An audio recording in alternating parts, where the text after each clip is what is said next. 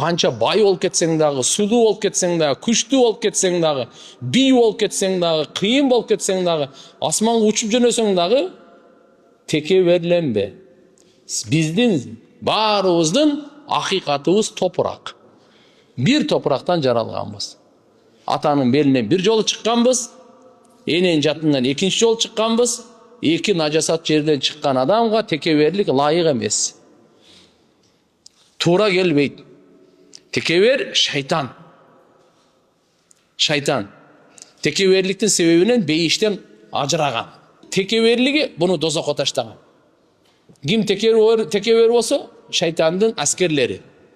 Шайтандын достору, шайтандын аркасынан ээрчи тургандар. Ошон үчүн биз туугандар текеберлик менен күрөшүүнүн аты жихад. Өзүбүздүн напсыбыз менен жихад кылуу бул эң чоң жихад болот туугандар. Мен дагы күрөшөйүн, сиз дагы күрөшүңүз, текеберликти жок кылайлы. Пайгамбарыбыз айтып коюптур, кимдин жүрөгүндө кыпындай текеберлик болсо, бейиштин жытын жыттабайт.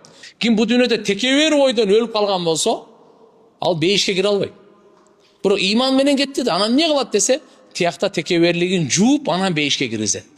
Ушу текеберликти пайгамбарыбыз эки сөз менен айтты. Адамдарды кемсинтүү, өзүнөн төмөн көрүү, өзүнүн боюн көтөрүү да. Койчу, өзүнө теңине албайт да. Кимсиң сен, койчу сени. Мына текебер мына. Адамдарды өзүнөн төмөн санайт. Өзүн жогору сезет. Ушунун аты текеберлик.